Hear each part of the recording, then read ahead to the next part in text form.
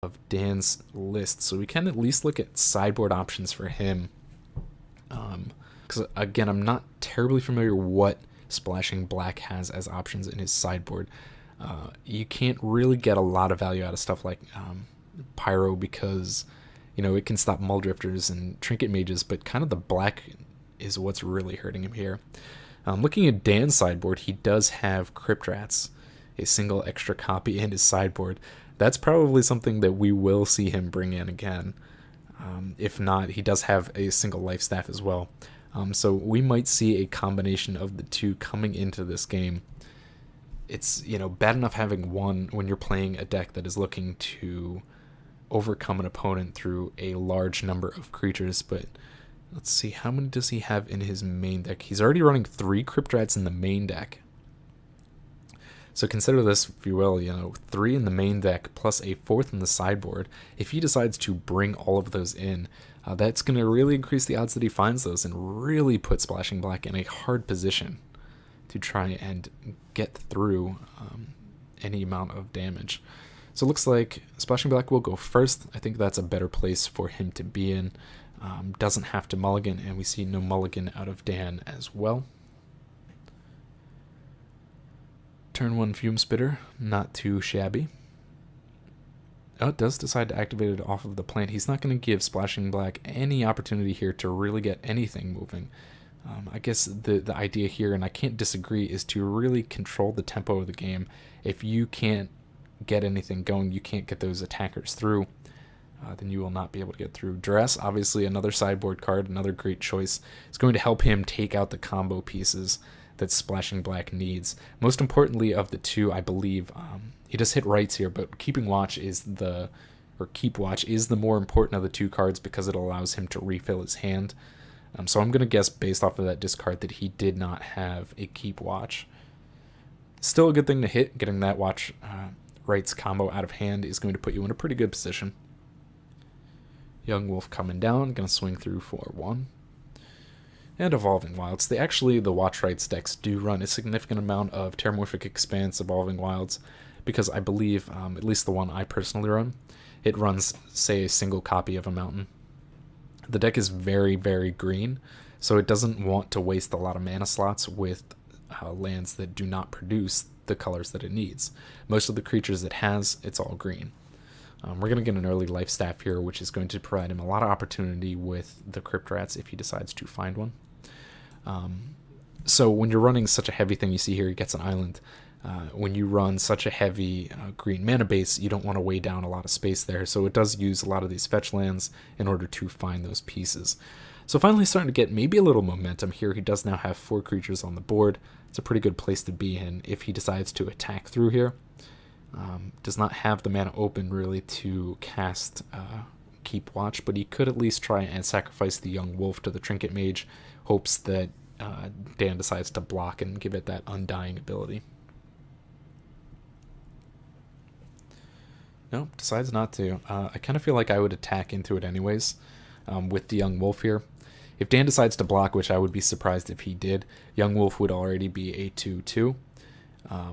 If, you know, Dan decided not to block, then you would be looking at, you know, an opportunity for 1 extra damage on the field. 1 extra damage may not be everything, but when you look at, you know, how Dan played in the first game and how much life he lost himself to his own Crypt Rats, it could be the difference needed. So he uses the Terramorphic, does find the mountain he needs, and now he has all the colors he needs if he can just find the combo pieces, but only 3 cards in hand. As soon as you find Keep Watch, you can basically go off with this if you find the right opportunity. Oh, but another Duress comes down. Hopefully he does not actually have it there. Looks like a Scatter the Seeds or Sprout Swarm. Yep, Scatter the Seeds is going to come down. He figures that, and probably correctly, that Dan would target that down and wanted to get those creatures in play as soon as possible. Has to discard another Rites of Initiation. That is not so great. If he had top decked into Keep Watch, he might have been able to pull off something there with the combination of the two after the Scatter the Seeds. I almost wonder if you keep Scatter the Seeds in hand there. You would basically provide Dan with the option to choose the Scatter instead of the Rites. it would keep the combo piece in your hand. Oh, attacking with everything. So I'm guessing he did top deck into Keep Watch. This would be just brutal if he didn't lose that Rites of Initiation. Yep, did top deck into the Keep Watch. Can he pull it off on this turn? Dan really has no options here. Does have Crypt Rats in play, but doesn't have any mana for activation. Splashing Black drawing into 8 cards. He already lost 2 Rites. Does find one. Excellent. So this could be game over. He has 7 cards in hand. If he discards those 7 cards, all of his creatures are now 8-1, as you see here. 9-2 off the Nest Invader. The best Dan could do is block this and block one of the other creatures. And I think that's still damage on the board. That's pretty awesome right there. So there you see it. I'm glad he managed to get that off, because for those who are not familiar with the deck, it's a little bit hard to visualize how that works. But I'm really glad he was able to pull that off, and I'm really glad he found that 3rd Rites. I'm a little surprised, a little bit lucky, because you're not even halfway through your deck and you managed to find 3 of your Rites of Initiation. Or was that 4? Did he actually go through all 4? He did go through all 4. Discarded 1 apparently to the Rites that he had. So that's pretty crazy. But I'm glad he was able to pull that off. I think Dan was in a pretty good position, played it pretty well. I'm not sure there was really anything else he could have done better there, depending when he drew that Crypt Rats, I guess. But it's really great. I'm glad that he could pull that off. I think Dan needs to stick with the plan. I like the duress there in the sideboards because of the fact that it gives you that option to get rid of those pieces. I like the Crypt Rats. If he did bring in his 4th copy, I think I would bring in that 4th copy and the extra Life Staff if I was him. So hopefully, man, that was very cool. I love to see games like that. Like I keep telling people about Watch Rites, and I've had several go, what is that? How does that work? They just don't understand it. So I'm really glad we could showcase how that worked out. I don't really know, again, what Splashing Black has in his sideboard. I think Dan is still set in a pretty good place. I think Dimir Trinket has the edge ultimately in this matchup. Like any combo deck, Watch Rites is, eye candy. They work on if you get a really nuts draw, there's nothing really your opponent can do, and that was kind of the nut draw there. Despite the fact that Dan had gone through with duress, and I think he played it well, got rid of those extra copies, he still was able to get off the combo. So a little bit, I don't know if Dan's reconsidering some of his choices here. Usually you consider sideboarding after game 2 to be somewhat faster, because you've already kind of made your first choices. Maybe he's reevaluating some of those. But it'll be interesting to see if Splashing Black can pull this out as they go into game 3 here. Both teams, again, tied 1-1. If he can pull this out, he will put his team up 2-1, and we will go on to the next game. But it's something I think that Dan really has an advantage with the deck list. We'll have to see if he can get the draws to really back that up. Looks like there isn't any kind of... I was trying to see if there was something like an Echoing Decay. It looks like Dan's version of Dimir Trinket is entirely running on a base of Crypt Rats to get those done, which I guess I have nothing against. Crypt Rats works really well with the Grim Harvest that he has in there and the Life Staff, so it kind of combos out pretty well. But I kind of wish... I don't know, maybe this is just me. If I was the Dimir Trinket player, I would want more. Maybe that's greedy, but I feel like there is a decent amount of kill available.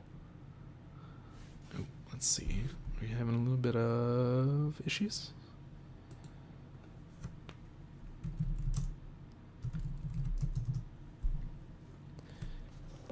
So we'll have to see here. Like I said, I don't really know. When you're running that much green, you can bring in vines. Ooh, game started.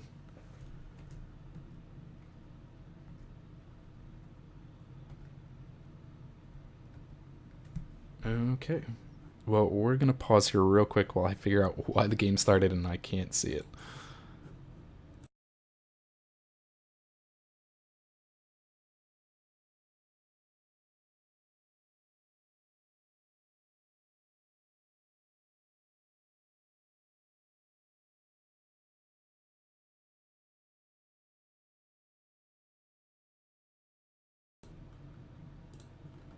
Alright, here we go. So we missed a little bit of the intro here, which is unfortunate, but it seems that Moto did kind of freeze up on me there. Wow, what a fast start for these two decks. It looks like Splashing Black got a lot of creatures going, did hit a scatter there.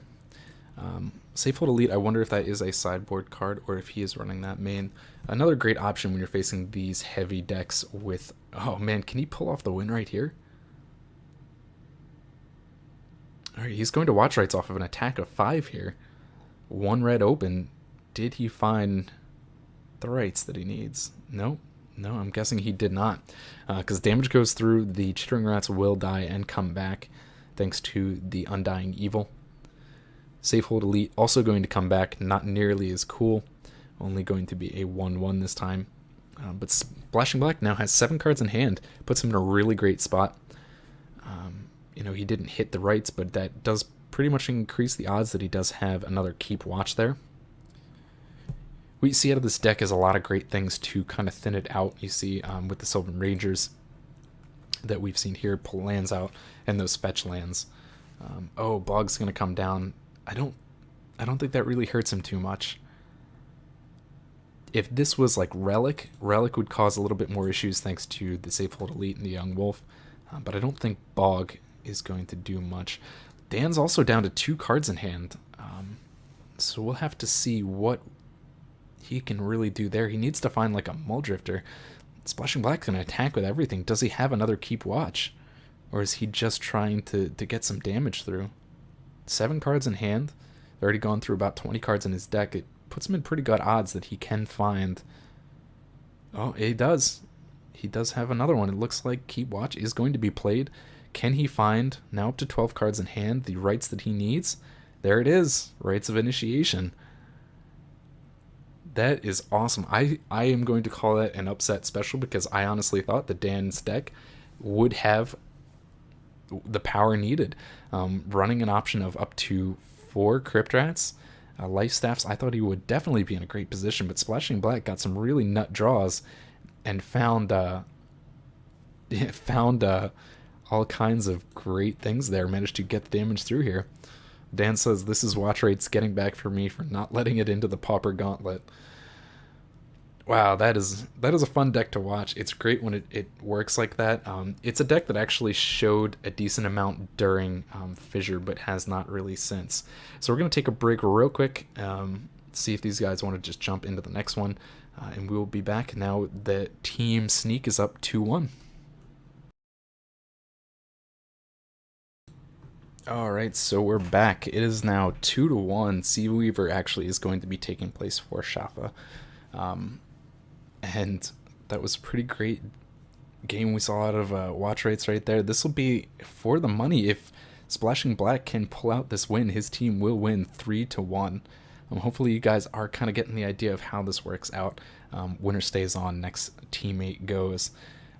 And this will give him the option, you know, this is kind of do or die. Sea Weaver has to save it for his team. He is the last player to go. And it looks like he is usually playing Delver, and it looks like that is going to be the case this time around as well. So an early flipped Delver is really great for him. Into Spell Stutter Sprite. Look at those nice shiny foils. I forgot I had that animation still turned on this computer. But he's going to take down the Thallid, which would provide Splashing Black with a significant number of creatures to attack with. So we're going to get some simple damage here. It could be a bit of a slow game to watch as we see, Sea Weaver trying to kind of leave mana open, maybe, keep things available for countering those key parts when it comes to, stopping Watch, stopping Rights. It's not necessarily as important to stop the tokens, I believe. If you can just pull down the combo pieces, you'll be able to really pull it out for your team. Real quick, just letting everyone know that this is coming down to the end. Sea Weaver has to win this in order to keep his team alive. Already got blue mana going on here. Pretty good starting spot. 3 mana still open for Sea Weaver. Gonna be interesting. I feel like you would be in a bit of a better spot probably if you were running mono blue control as opposed to Delver. Delver does have a lot of creatures available to it, but it tends to tap out a little bit more. He may try and play this a little bit more reserved. Kind of an interesting strategy here. We saw that, and I think this was one of the appeals to this format, because there's different ways that you can approach these games. First off, you know what your opponent is playing. You can kind of come up with some strategies as to what deck matches up best. But what you can really do with this is you see that, Sneak Attack Kids team started out with their probably strongest player, their big grinder, who would be Sneak Attack. But it seems here that, and again, no offense to anyone, but Sea Weaver is, in my opinion, the stronger player on that team. He's, often playing Delver in daily events and doing decently with it. So they've kind of left their guy to the end. So, whereas Sneak's team, they can consider, hey, we can put out our strongest guy and hope to go get that all kill, go 3-0. What they've decided to do here, it seems, for, we'll call it Sea Weaver's team, now that Jaffa is not available, is put out, their stronger player at the end, saying, okay, well, we've got some pretty decent guys, so we think they can get 3 wins before we need to get to Sea Weaver. But now, okay, this is panic mode. He's the last guy. We got to have our strongest player at the end so that we definitely don't lose. It's like in baseball when you have a very strong closer. I think that it's going to be a decent strategy. It could provide us with a really interesting game. If he does win this, there is one more player on deck. And you would have Sea Weaver, if he does win, coming up against Avery. And I'm not sure what Avery is running, but we will check that out. It seems that Sea Weaver is in a pretty good position to work this out because of the fact that he's got these flyers. There's nothing that Splashing Black really can do. I don't know. We'll have to see. It looks like he is going to just concede out this game. But I don't know what he really has as far as the ability to block flyers. Maybe he is running stuff like Spider Silk Armor. It looks like he's going to just attack anyways. Yeah, and it's going to get counterspelled. He's not even going to get the draw. Sea Weaver not even going to let him have the opportunity to just get a little enjoyment out of this game. And we're going to definitely go into the other one. I think maybe if Splashing Black is running Spider Silk Armor, I'm not sure if that is...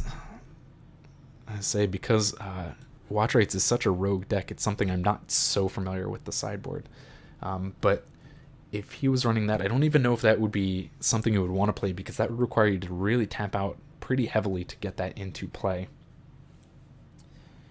But we will see what they have going on here. Let's close out of this just in case I miss this starting up again. Ooh. Alright, get out of there. Can I say I'm a popular man?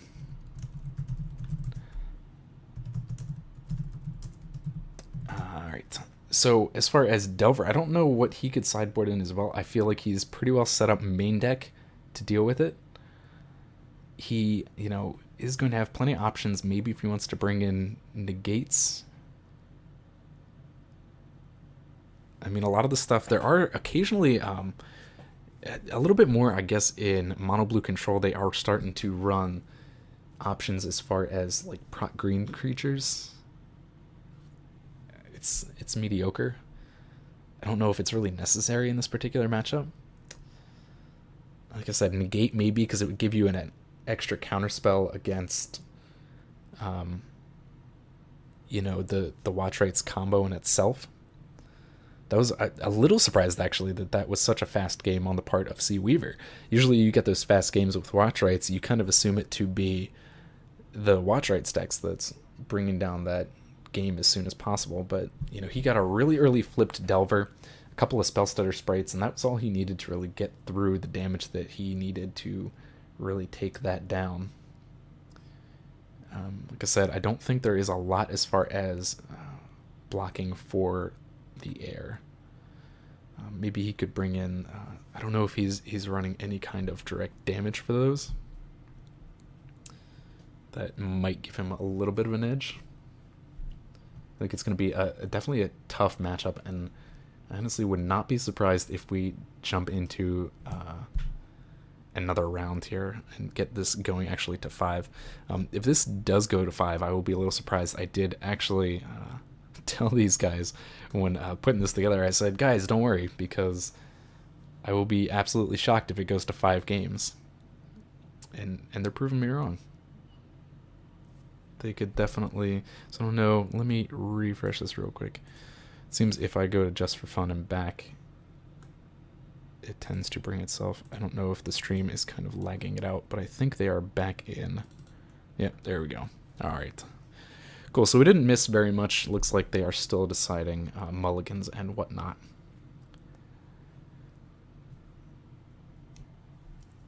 So, both keeping 7. That's looking pretty good. We'll get a fast start here with an abundant growth. Would have been, I guess, better with a young wolf, but can't complain. I feel like the key here with watch rights is to really get things going early on. Have the cards needed. No turn 1 Delver from Sea Weaver was really nice. And down comes Safehold Elite. I wonder if that is a main deck. I have to say, like, I do apologize because watch rights is such a rogue deck that I am not as familiar with it as I probably should be. As opposed to things like Delver and, you know, the tier 1, tier 2 rogues even that you will see. So at least going to be able to attack through for 2 here. 2 mana open for Sea Weaver gives him plenty of options for a counter spell.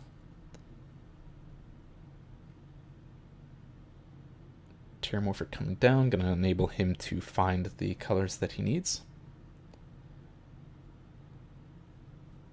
Another island, is he going to pass the turn?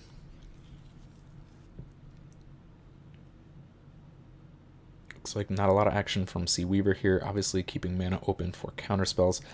Spell Stutter Sprite at this point, not so great, hasn't hit any kind of Cloud of Fairies. So while it can, I guess, stop himself a Watch Wolf, or a Young Wolf, man, sorry, it will give him that opportunity then to build up his creature count. If I'm splashing black, maybe I don't want to put out the wolf just yet, just on the off chance that it'll bring out that first fairy. Second fairy obviously is going to be a stronger counterspell. Safehold Elite also going to be able to get past Piracy Charms. It's really, I guess maybe it's kind of a double-edged sword because, oh, here comes Spire Golem for 2, leaving 2 available for the counterspell. That's going to put a lot of kinks into this mess, unless Splashing Black can get more creatures onto the field. I think it's a double-edged sword with the sprites because on one hand you want to get counters out of your opponent's hand on something like a Young Wolf, so that when you do cast rights, that it will not be countered by that one. And at the same time, it could require a significant amount of mana investment. He does decide to counterspell here a Ranger, keeping him, I guess, off of mana here. 5 is kind of a good spot to be for watch rights. You do get the mana finally available for Scatter the Seeds. It will give the red, not so critical thanks to the use of Abundant Growth in this deck. Something that, as I said, has not necessarily been used in every watch rights deck. And I think it's still a pretty unexplored deck because of the fact that it hasn't seen so much play. I think, oh, and Daze. I wonder if that's main deck. Daze is something I kind of said that I thought we would see more of when it came to Delver and Blue Control. I feel like it stands a pretty good spot in this current metagame, but we actually haven't seen it very much. And it looks like he is going to get a Ninja in here, draw a card, and not play his Golem. Yeah, keeping 2 mana available. Actually would... No, he would have been able to play it. Still leaving 2 mana open. That's basically telegraphing to Splash that he does have Counterspell available to him. But going to attempt the Visionary, it's important to play spells like this to try and draw out whatever counterspells your opponent may have. I don't know if Weaver has the spell or not, but decides to at the very least let Visionary go through and is going to get Splashing Black a card. 4 cards in hand is not a great place for him to be, especially when one of those apparently is Evolving Wilds. That will find him his red land that he does need. But again, Abundant Growth kind of cancels that out as well. At this point in time, all that Evolving Wilds is really doing for him is thinning out his deck. Gonna have plenty of options here to block the Ninja as well with the Safe Hold Elite. When you sneak in a Ninja like that, it's really great. But after that first one in a matchup like this, where your opponent is going to have a creature wall going on, it's not going to provide him a lot of opportunities to get through a second time. He will have, you see, the Safe Hold Elite to block. He could chump block with the plant token even if he wanted to. So the draw after that is not going to be so great. Oh, but he does have a Snap, is going to go down. This means he can attack through with the Ninja and not lose it. Does Splashing Black have... Ooh. Sorry, I will get to you in just 1 second, Jason. I meant to message you earlier, didn't see you on. But anyways, so Ninja's going to attack through. Now provides him with an opportunity to block safely for Sea Weaver because he doesn't have the damage. He's got one off the Visionary. Plant token actually has no power to kill that off. So it's going to be a bit of a gamble here. I think I would still... I don't know, I guess it depends what he has in hand. I would still want to block it and keep Sea Weaver off the draw. But at the same point in time, you start to wonder, you need those creatures on the board to be able to activate a significant amount of draw off Keep Watch. So, depending on his hand, if he has a lot of options for generating more tokens, he can make those sacrifices by blocking like that.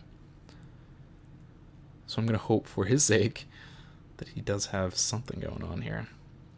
Kind of hard. 4 cards in hand for Sea Weaver, 4 mana open. We know one of those is Spire Golem. Exclude does come down, putting him back up at 2/4. So we'll have 4 cards in hand. We know one of those is Spire Golem. I'm going to draw here off this. Don't know if he's running a Daze in more than one. Ooh. Let's see if we can't get rid of that. Oh, and a Dispel. Nice play there by Splashing Black. I'm guessing that is a sideboard option, which is great. I'm going to allow him that opportunity to put things in. Hopefully he's got more than that. I feel like, I don't know. Getting the Elite in play is nice. Stopping the draw off of Exclude is also nice.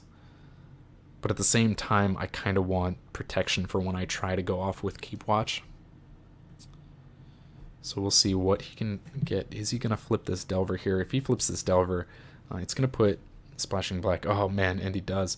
It's going to put him in a pretty bad spot. I don't know why... See, this is, I guess, part of my issue here. If you've noticed, none of my reveals... That was a reveal of a counter spell, by the way, on that flip.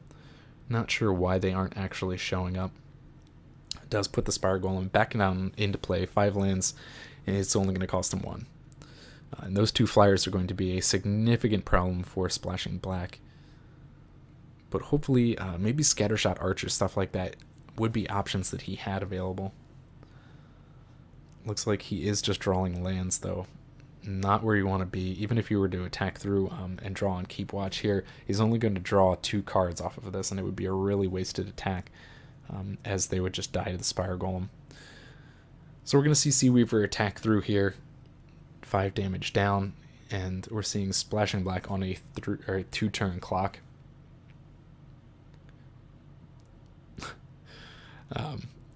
Sorry, easily distracted. This is terrible. So 2-turn clock here for Sea Weaver to win this, and he would push this to match 5 if he does win. Let's see what Splashing Black has. I'm not really sure what his answers here. He needs a significant amount of kill for these flyers. Chump blocking for a few turns is not really going to do much for you. You need to find something to make a permanent stance on this. What does he have? A little bit of thinking going on here. Oh, and he lost connection. Alright, he will probably be right back. He did say he was having some lag issues. Oh, there he goes. So he was probably just reloading his client, though this has provided us with the lovely option here where Splashing Black is now the Delver player and Sea Weaver is now the Watch Rights player. Gotta love the Magic Online client. So let's see what he has. He's passing the turn along, it looks like. Is he going to attack? If he attacks, he's just conveying that he has Keep Watch. Perhaps even the thought of attacking is screaming Keep Watch. Oh, and join the game again. So yeah, he's definitely having a little bit of connection issues. And I think Sea Weaver just has this, puts him down to 5 on this turn. He's got him on the next turn unless Splashing Black comes up with something. I don't even know if he's running things like Moment's Peace or any kind of fog effect. Like I said, when we get to the league, I will have deck lists available and can provide better information. Sea Weaver cycling off Cloud of Fairies. And does Splashing Black have it, or has Sea Weaver saved his team?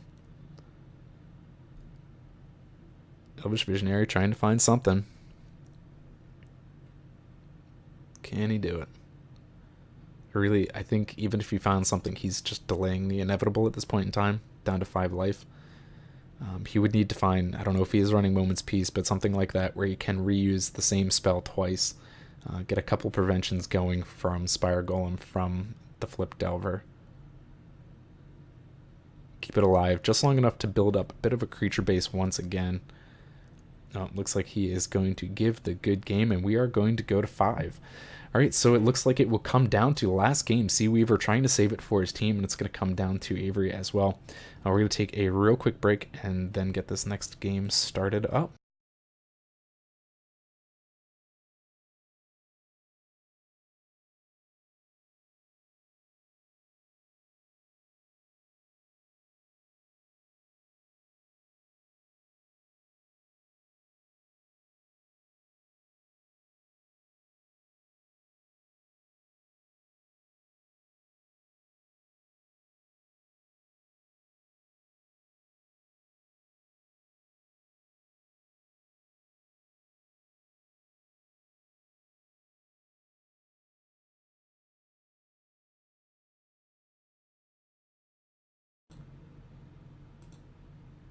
Alright, so here it is, match number 5. Just, of course, to prove me wrong, then I said there was no way this would go to 5 games. So, of course, here we are, match number 5. Sea Weaver pulled out a win there, saving his team from ultimate defeat in game number 4.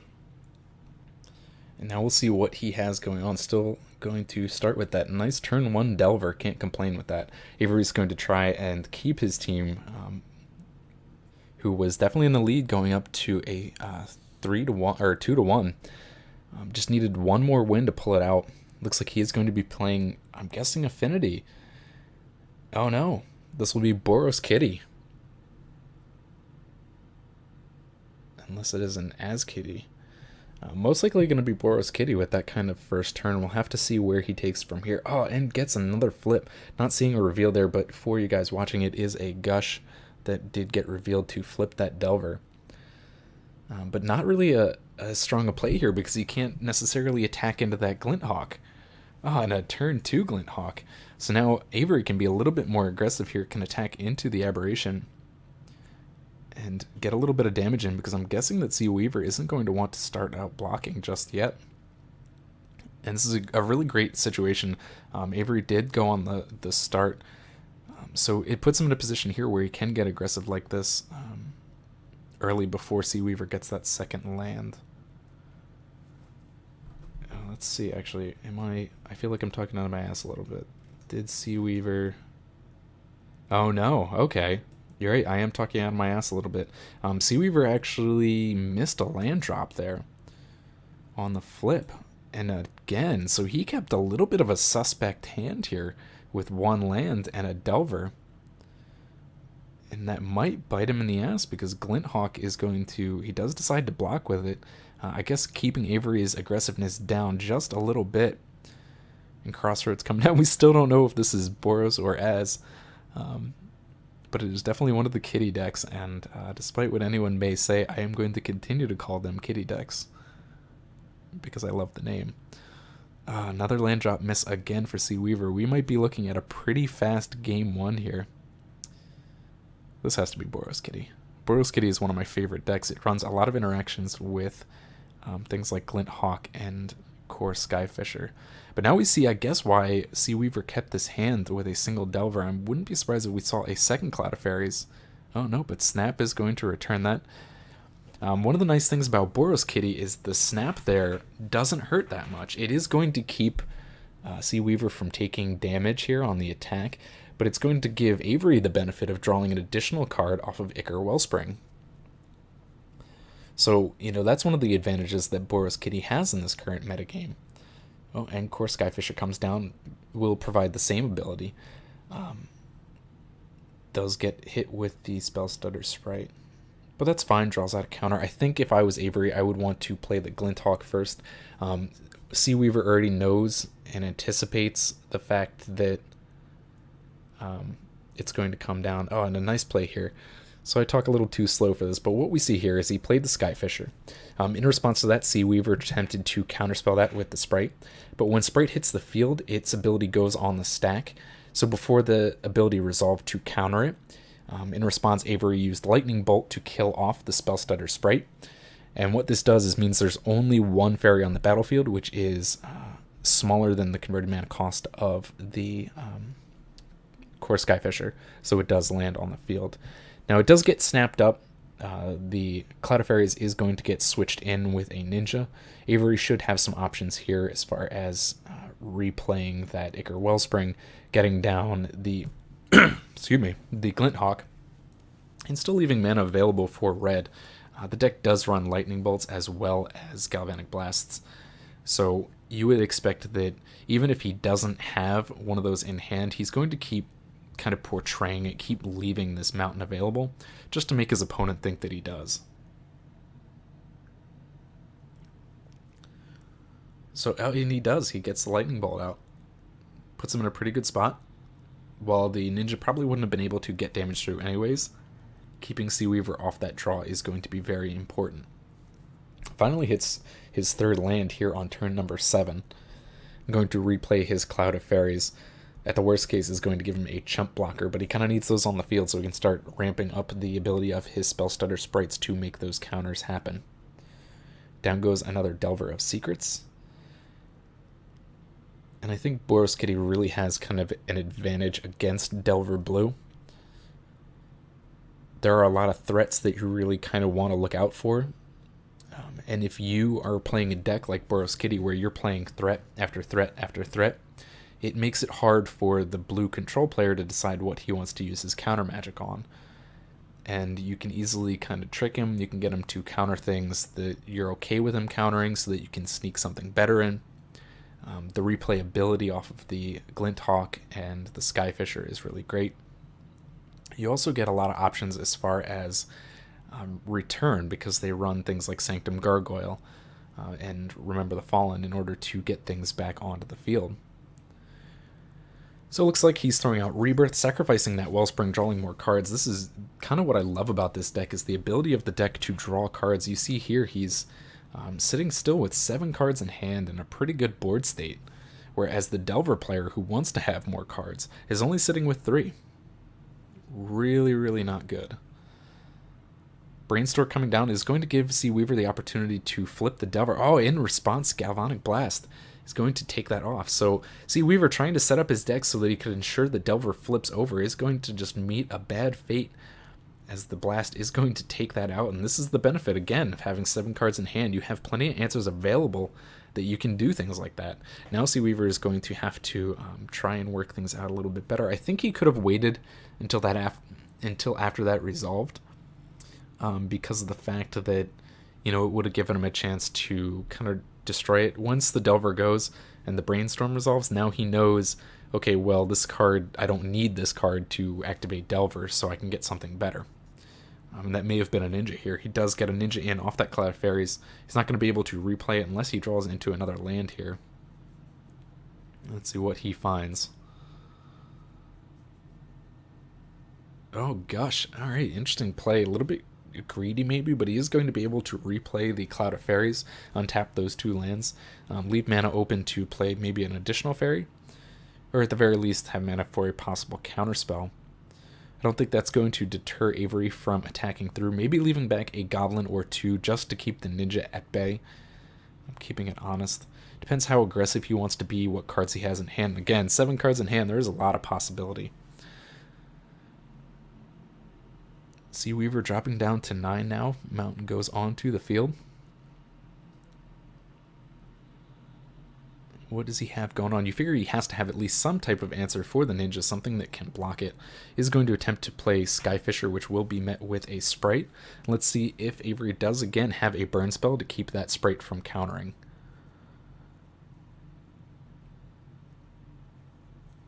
Bit of a thought here. I think if he does have the burn spell, it's important to let that happen by killing off. let me rephrase that. If you have the burn spell, I think it's important to kill off one of the fairies, and he does, so that the core Skyfisher does land. It does provide you that blocker for the ninja, which is going to be very important, in my opinion, so that you can keep it from drawing cards. Returns here the Crossroads. Excuse me. When he replays that, he is going to be able to go back up to 20. I believe he already hit his land drop for the turn. And another Skyfisher comes down.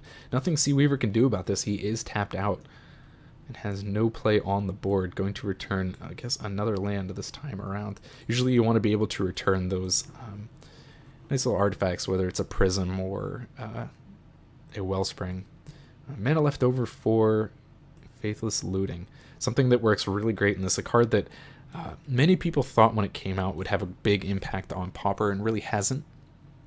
But it works really great in this deck because you're drawing so many cards that it's not really going to cost you a lot to discard here.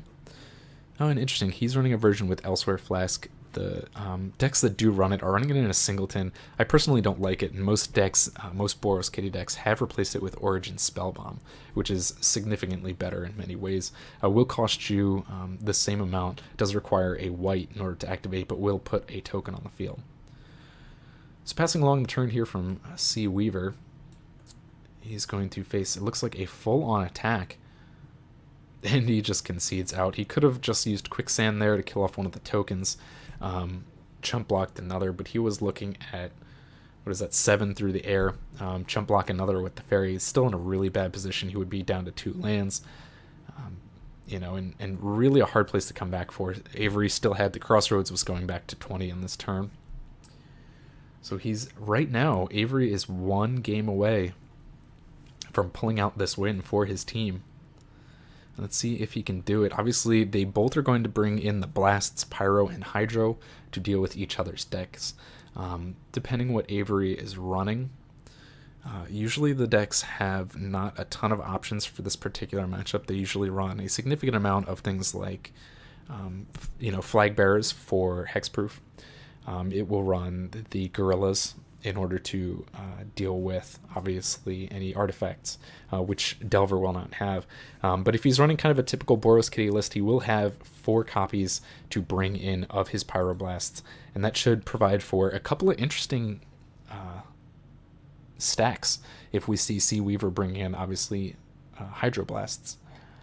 So this is it. This will be possibly for the game. If Avery can pull this out, win this match 2-0, then his team will take down the win. And we'll see if Sea Weaver can once again kind of save things. It will definitely be tight. So they're looking at hands, deciding how the mulligans will go.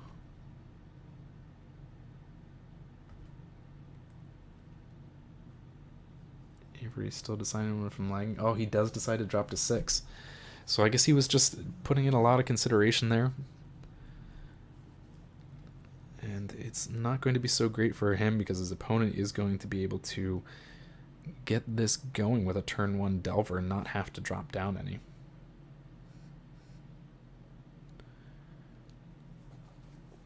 Kind of a nice lightning bolt there. Gets off the Delver before it can flip. It's kind of an interesting thing to decide what your targets are, and I think that's one of the skills involved in this particular matchup. Knowing what you want to target, whether you want to save those for after the Delver flips so you can see what it is. See if you want to save those for maybe a ninja, something like that. Let's see what he has going on. No white mana just yet for Avery. It puts him in a pretty bad position because the deck actually tends to be much heavier on white than anything else. So despite the fact that it has red mana available to it, I think that... Oh, yep. All right, Glinthawk's coming down. A little bit of a save here. Let's see if Sea Weaver does have a counter. Sprite's going to be obviously better here. We've seen Avery in the last match as he can sneak past a Core Skyfisher against the Spell Stutter Sprite with a burn spell. This particular thing, because the Glint Hawk only has a single converted mana, it is not going to be able to do that. Even if you were to kill off one of these fairies in response to Spell Stutter Sprite entering the battlefield, you would need actually 2 kill spells to just wipe them off. Let's see what he's got going on. Swing through. Let's see if he has a ninja here. Yeah, looks like he will. Returning Spell Stutter Sprite. Going to leave him counter available, but Avery does now know that it is available to him. Drawing a card there and passing along the turn. So let's see what Avery has going on for him. Hopefully he can find some answer to the ninja. If you let a ninja go uncontested, it's going to draw a significant amount of cards, and he does activate Pyroblast here. Does actually have the Metalcraft thanks to his artifact lands. And Core Skyfisher going to come down as well, sneaking in past the tapped out Delver player. We'll provide him at least a decent blocker for the next turn so he can't work in another ninja off this Cloud of Fairies.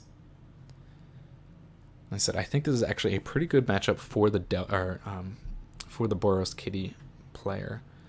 I play the deck a lot, and you do find that this is a pretty good matchup. There's another Brainstorm here. I wonder if he was using that to find a third land here on turn 5.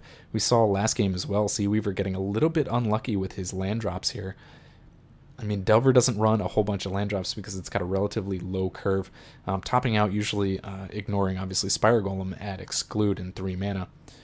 But it will provide him with, obviously, what he needs. Crossroads coming down, going up to 18 once again, decides to attack through, so I don't know if he has an answer for a ninja here or if he's just not worried about it. Obviously already 1 ninja in the graveyard, and it seems that Seaweaver does not have one, but he's going to get down another Delver of Secrets. So obviously Avery going to be the aggressor in this particular matchup. Some debate here maybe if he's going to let a flip Delver go, but he does have Glint Hawk, so it looks like he isn't going to need to worry about it. As long as that actually hits the battlefield. Oh, he does have, Seaweaver does have the sprite that he returned to his hand off of the ninja earlier on, so we know that that Hawk probably isn't going to hit the battlefield. I wonder if Avery is just using this opportunity to draw it out, or if he has forgotten about that sprite, as I almost had. Journey to Nowhere, targeting. Okay, Delver of Secrets. So he's not even going to worry about that flipping, going to probably just attack through here off the Skyfisher. Removing the fairies is kind of an interesting thing. If you use the Journey to Nowhere to do so, it's almost a waste. They're not doing a lot of damage. They do provide a significant amount of counters, but they reach a point where there's too many to worry about picking them off one at a time, and you just kind of have to accept that they will counter anything that comes into play. So using the Journey there to remove the Delver is going to prevent him with the 3 damage.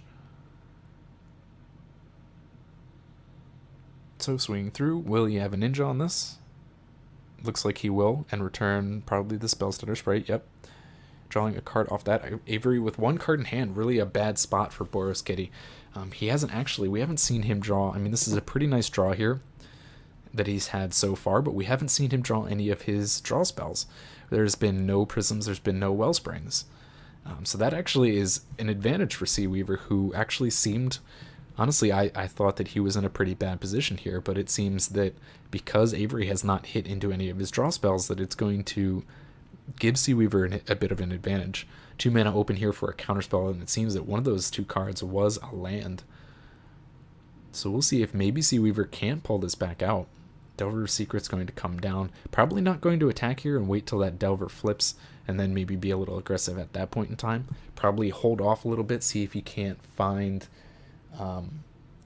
a Spire Golem to really put him ahead here. Avery again, will he finally find himself some draw? Skyfisher, I guess at the very least he's going to be able to get that Crossroads back. Oh, no, yep, that's right, Spell Stutter Sprite, return off of that ninja. So I said, really tough place for Avery. I guess at the very least he is drawing out those counter spells. Oh, it does have a Lightning Bolt. So he is going to be able to finish that off, sneak in this Skyfisher, and put down that Crossroads once again, which will bring him up, tie us up for life. Still, what Seaweaver really needs here is going to be probably a Spire Golem, and at this point it's still not that great because he's got 2 Quicksands. Quicksand's not great in this particular matchup because there's so many flyers for Boros Kitty. But more importantly, he's only got 2 islands, which is still going to require a cost of 4 to put that Spire Golem into play. So he's able to attack through here, leave back the Core Skyfisher to block. See if he gets his Delver to flip. He's been pretty lucky so far today. The first miss, I believe, of the day on this Delver of Secrets. Seaweaver has managed to actually flip, I think, all of them so far on the first go. Passes along the turn, obviously not going to attack into the Skyfisher, which would just kill off whatever he attacked with. Like I said, Seaweaver probably going to sit back and stall out until he can find, either get his Delver flipped or find himself a Spire Golem so that he can be more aggressive. But all that time that's passing is going to give Avery the opportunity to simply get back into this. Okay, interesting play here. He's going to put out the Sanctum Gargoyle. Usually this is played after you've sacrificed things, use a Rebirth on a Wellspring and you can get those back. Here he's going to use it just to try and keep up the aggressive nature of the deck. What it does do at the very least is draw out a single counterspell from Seaweaver. Something you knew he had because he's got so many cards in hand and so much open mana base. Oh, and here comes a Brainstorm. It looks like he will finally be able to flip Delver of Secrets. We'll see what he can pull off here. Like I said, Avery's still in a pretty bad position, not having any of his draw. Not even a looting or something like that, which would still be terrible, but at least it would be draw. Really a really tough place. Actually makes, I guess, for a very interesting game because it's quite close despite what you may think. Reveal there is another Brainstorm off the Delver, and he is going to be aggressive. That's not something I think I would have expected just yet.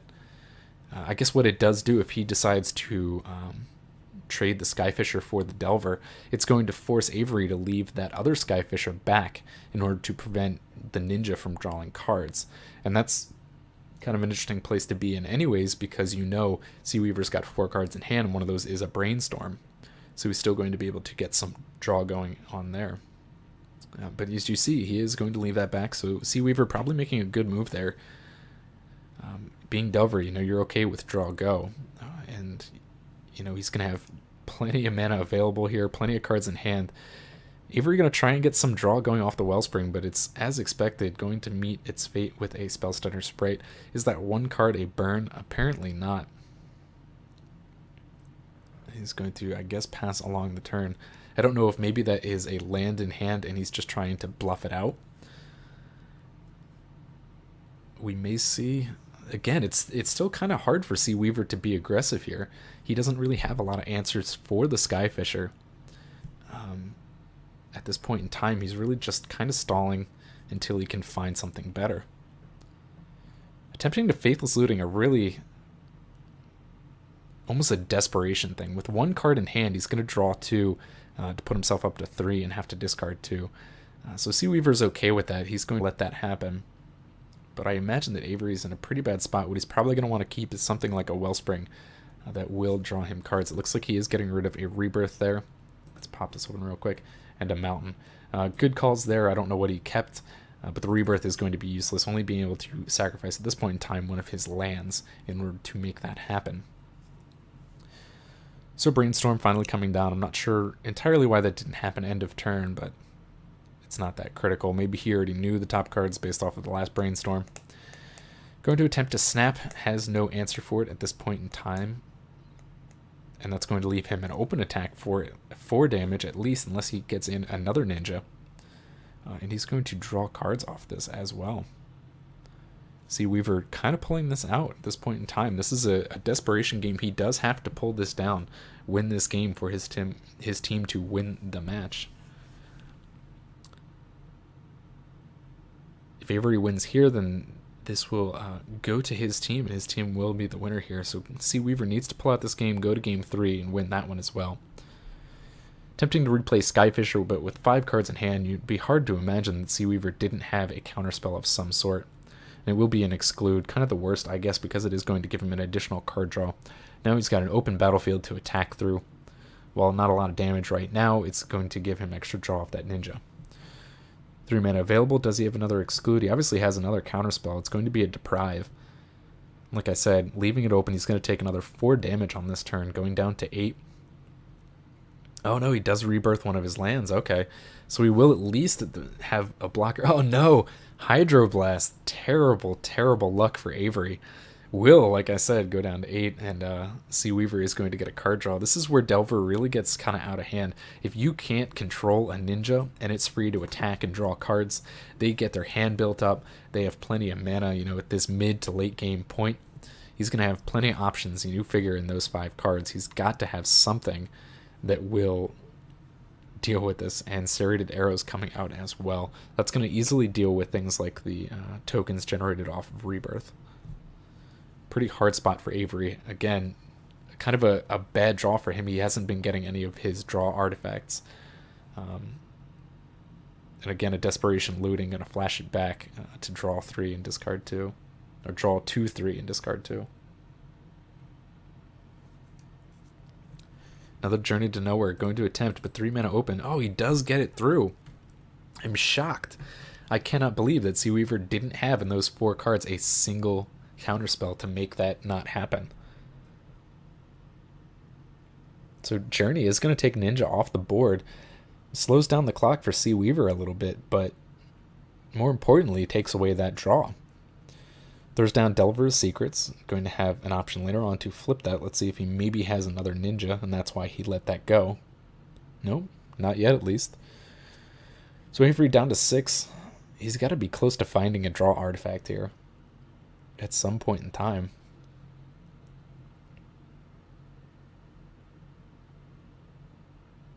So Delver, is he going to flip this time around? No Brainstorm or anything this time to set it up. Looks like he is not going to be able to flip it on this turn. You might as well swing through with all 3. There's very few options. Anything that Avery has is going to kill the creature regardless of whether or not you attack with it. I'm guessing probably a land at this point. I would want to be bluffing a burn spell. Oh, Wellspring. So if he can manage to get that through, and he does. Seaweaver apparently out of counterspells that he needs. Maybe Hydroblast in hand. But he's going to draw cards, maybe find something to keep himself alive here. Crossroads does go down, putting him back to 5. Perhaps only delaying the inevitable, but still going to do a significant job of giving him an opportunity to get back in this game. He needs to find something. 1 card in hand, still no other plays. And again, I do wonder if it is just a land. Delver does flip this time around, revealing Hydroblast. I'm guessing that Seaweaver has at least 2 in his hand. Yep, and Avery is just going to GG. Apparently no burn spell to finish this off. And we will be going to a game 3. So Seaweaver needed a win and did get it. And we're going to have to go to game 3 here, see which team... I mean, not only is this coming down to the 5th match, but it is coming down to the 3rd game. I mean, you cannot get any more intense than this for both teams trying to pull out this win. We'll have to see who can pull this out. I think that Avery just got a really bad draw there. I do still like Boros Kitty in this particular matchup because of all of the threats it has to play. I think that he really needed to find some of those artifact draw early on. The entire game he only got a single Wellspring. And I'm a little surprised it worked out that way. He kept himself alive for as long as possible, but in the end, Seaweaver was able to take down enough threats, and I wouldn't be surprised, like I said, that he had a significant number of Hydroblasts in there to really keep things alive, because he let through, you know, the artifact and the Journey to Nowhere. Which kind of tells me when you have that much mana and that many cards in hand that you just don't have the right counterspell. Something maybe a little too specific, like they exclude, you know, targeting only creatures, or the Hydroblast targeting only red spells. It's a little bit of debate going on the sideboard, it seems. And we're getting back into it. So this is it. This comes down to the last game to decide which of these 2 teams is going to win. We've come down to 5 matches and, of course, 3 games here in the 5th match. We'll see who can manage it. Both players are going to be able to not have to mulligan, which is great. Hate to see a final game like this come down to, you know, a player having to drop down to 6. And no turn 1 Delver for Seaweaver. Avery gets his 2 colors off of a turn 1 Crossroads, which is a really nice start. If we look at clocks all the way, Prism going to come down uninhibited thanks to only 1 mana. Clocks, if it does matter, Avery is behind by about 2 minutes. Let us see if that plays any kind of effect in this game. I think there is a chance that these games can stall out a little bit in this particular matchup, but I'm not too concerned about it.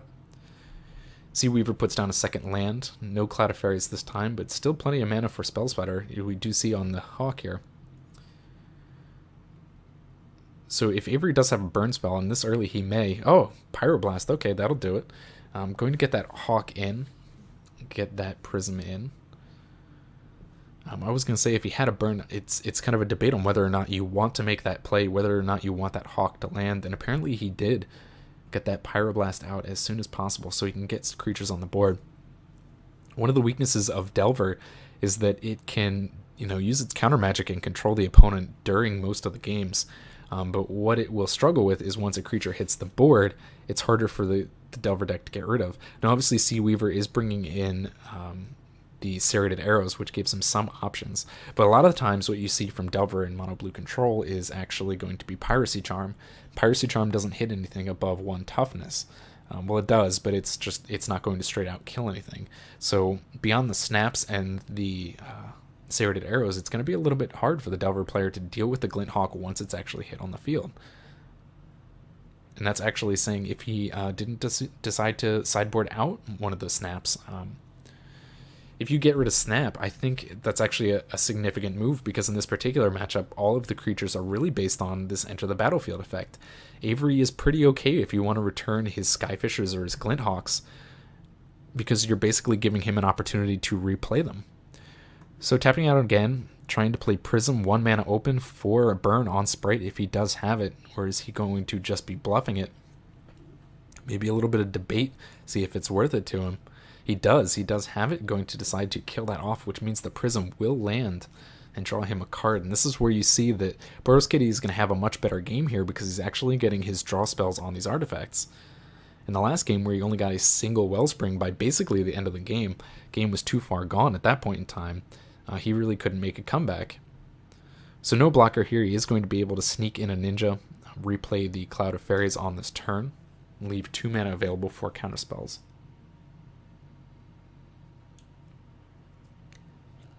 So we'll see what Avery does. If he has another creature, he may want to leave something back.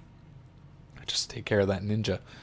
That's how kind of important that card is to the Delver deck. 4 cards in hand is not a critical spot yet just for Sea Weaver, but can he sneak in the Skyfisher? This is kind of an important thing. You see he is making this play before combat. He's going to do this because if this does get countered, he may decide that he has to now leave the Glint Hawk back to block the Ninja of the Deep Hours. Oh, but he does have a second Skyfisher, probably going to return the Prism again so he can draw extra cards. And now he's free to attack through with the Glint Hawk. If Sea Weaver wants to get rid of the Glint Hawk, he's going to have to sacrifice both of his fairies, which is going to leave him in a really bad spot. Oh, and Avery decides not to attack. I think that was a poor move. I think I would want to be the aggressor here. We'll see. We'll see if that maybe costs him in the end. I don't think that Sea Weaver would want to sacrifice both of his fairies in order to trade with that single Glint Hawk.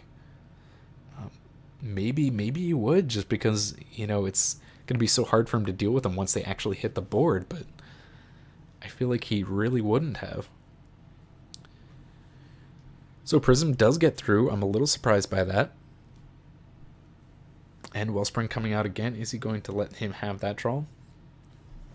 No, I mean, of the two, you definitely want to counter the Wellspring over the Prism, because the Wellspring, when combined with the Rebirth, is going to provide you with the 3 tokens plus the additional card draw. If you have to use Rebirth on a Prism, you're not getting that extra card draw. So a bit of a stalemate.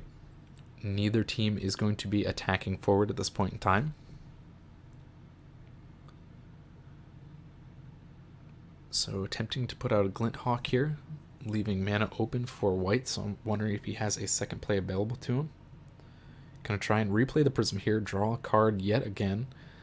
Hand is getting a little bit low for where it likes to be. Kind of telegraphing, maybe an interesting choice tapping out like that, telegraphing that he doesn't have a burn spell by using both mountains. Ideally, you would want to... I mean, I get it, you can, you know, filter the crossroad through the prism, but if the prism doesn't land, you can't filter that color.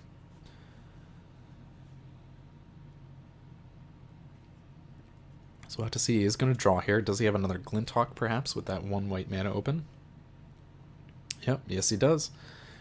And this is going to get through as well. So Sea Weaver, 4 cards in hand and 4 mana available to him, doesn't apparently have any counter spells. As Avery is able to get in significant advantage as he gets both these Glinthawks plus a draw off the prism. I'm going to swing through with both his available flyers at this point. Leaves him back 2 Glinthawks to easily block through the Ninja of the Deep. Another land from Sea Weaver. Oh, gets Spire Golem. That could be trouble if Avery doesn't... Oh, and a second one. Oh, man, that's really kind of what he needs in this particular game. Avery can get through that with a Galvanic Blast, but he is actually missing Metalcraft. I didn't even notice this. He's only got a single artifact on the field, so right at this point in time, Galvanic Blast is only going to do 2 damage. It's only going to act as a shock. So if he can get another one down, you know, Prism here, if he can get another artifact down, then he's going to have available mana to blast one of the Spire... Oh, but Journey to Nowhere. Okay, that's going to give him an answer towards one of the Spire Golems. But Spire Golem's going to cause him a decent amount of issues. If he attacks through with any of his Glinthawks, it's going to... Oh, and another one. Nice. It's going to simply die to the Spire Golem while the Golem stays around. He could actually use a Glinthawk's damage plus a Galvanic Blast without the Metalcraft ability to finish off a Spire Golem. I'm not sure how he wants to make that trade happen. Obviously can't at this point because he was tapped out, but I think it's something that would be safe for him to do because he's got so many Hawks on the field, so many creatures. And even attacking with the Skyfisher is useless because of that 4 toughness on the Spire Golem is going to be really hard to get through.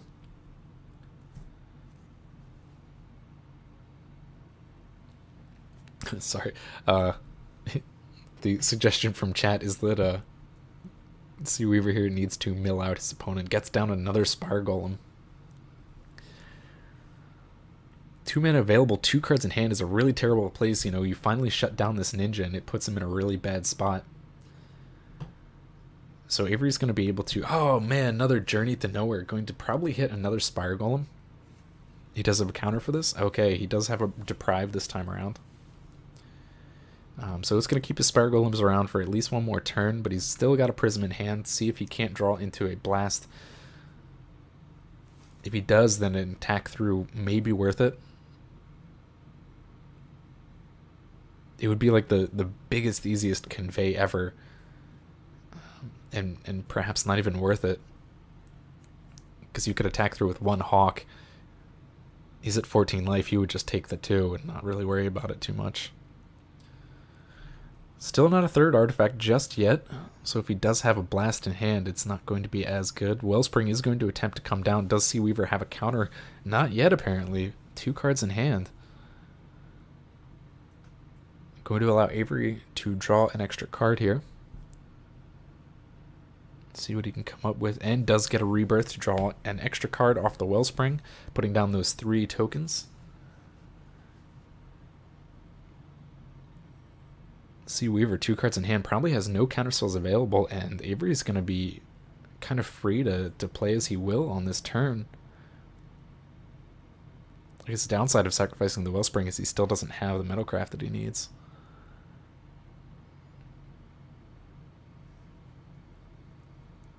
But this is going to be quite an interesting matchup. I don't think we could have asked for anything more out of a Game 3 for Game 5. I mean, this is pretty great. Another Skyfisher comes down, is going to return Prism. Oh, and there's the Blast. I think he forgot the Metalcraft. Is he going to attack through with everything? Was that a misplay?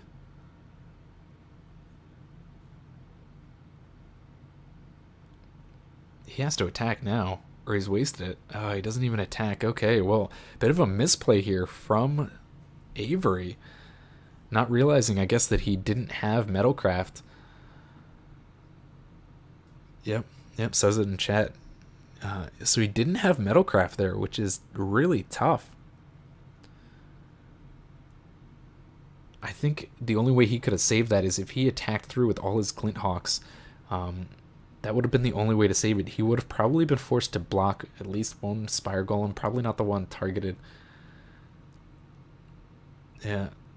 Oh, it's even worse. He now has... Well, the Gargoyle is going to up that count by a little bit more.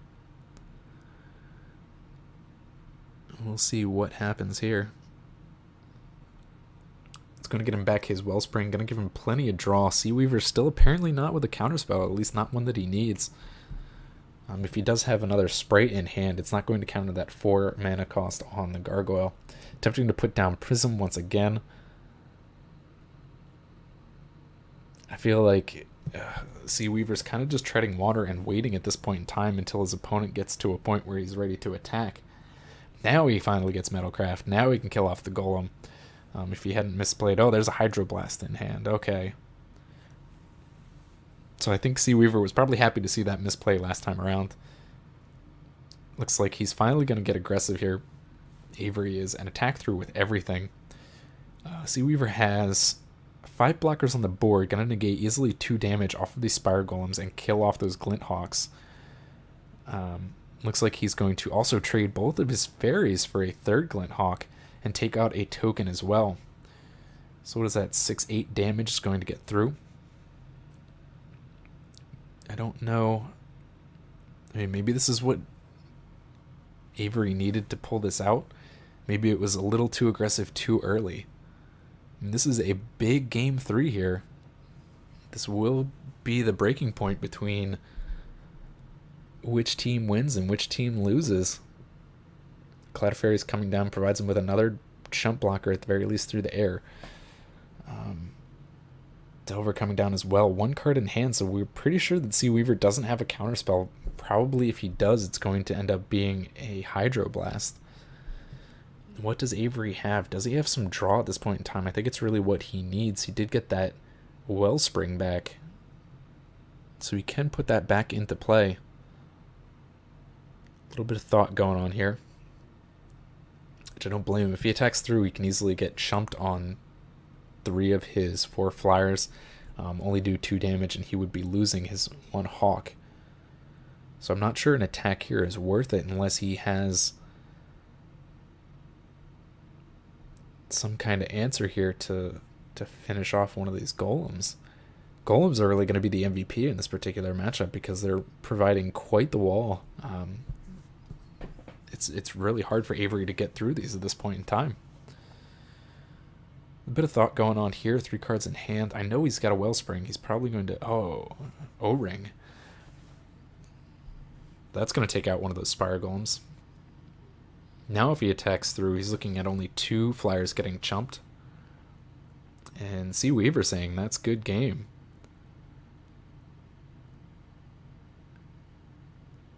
And he does concede out. I think if... I'm guessing he just didn't have any answers here. If Avery had attacked through there, he would still have 2 blockers kill off the Glint Hawk, take 4. 2 cards in hand. Avery could have very well... We know one of those is at Wellspring. He could have drawn into a burn spell. But that is going to finish it off. So this team wins. The team that would be Sneak Attack Kid, it would be Splashing Black, and Avery. They take this down in Game 5 after a 2-1 victory from Avery and Boros Kitty. Really great stuff. I definitely want to thank all of these guys. Yeah, Avery, Sneak Attack Kid. We had also Splashing Black on that team. On the other side, we had Dan at MagicGatheringStrat.com. And we had GPH Snake and Shafa, who didn't play but did help organize this significantly, so I want to thank him, and Seaweaver. And real quick, before we head out here, I wanted to, for those of you watching and for those in the videos later on, we're going to talk about the league very quickly. This whole thing was put together to showcase you guys what the 3v3 all-kill format is like. I described it in several places, and there was a little bit of concern from some people that it was very confusing.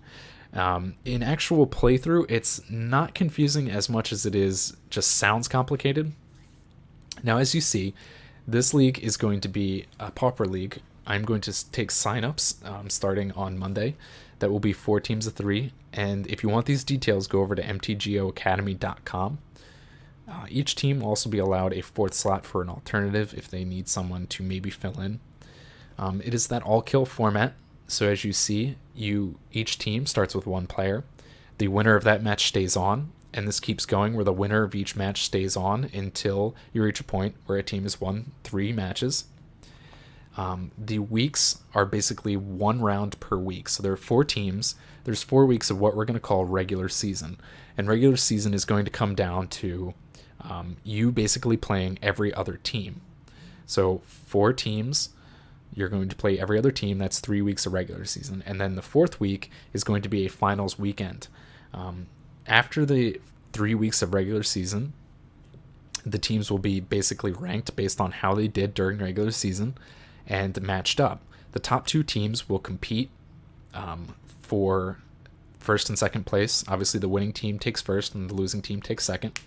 And you will have the other 2 teams, the bottom 2 teams, will compete in a lower bracket to see who gets 3rd place and who gets 4th. And this is going to be important because 3rd place is going to get paid out, 4th does not. This is paying out on a 1st, 2nd, and 3rd, as you see here, top 3 payout. If you have any questions, you're going to hit me up at Twitter. You'll find me at MTGO JustSin. You can find the article at mtgoacademy.com. Also, on a weekly basis, you can find kind of a recap of how the format's going over at castingcommons.com.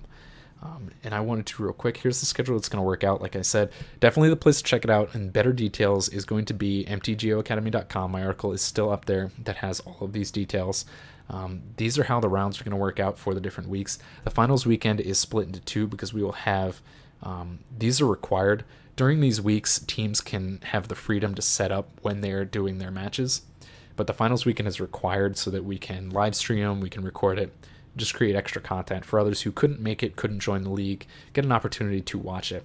So the lower bracket match will take place on the 16th, and the 17th will be for the winners bracket match. So go check that out. Hopefully you guys check it out. The registration will be open on MTGO Salvation forums, just kind of the easiest place for me to post about it. And again, following me at MTGO JustSin at Twitter. Definitely follow MTGO Academy as well on Twitter. I want to thank those guys. They have done a lot to help me out and get this together. They've also provided the sponsorship for this, which is pretty incredible. So there you go. Hope you guys enjoyed it.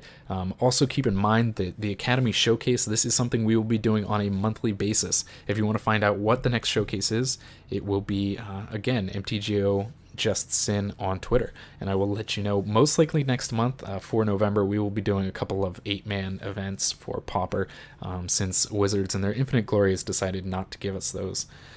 So there you go. Hope you guys enjoyed. I know the players had a lot of fun, and I hope you definitely take an opportunity to check out the league.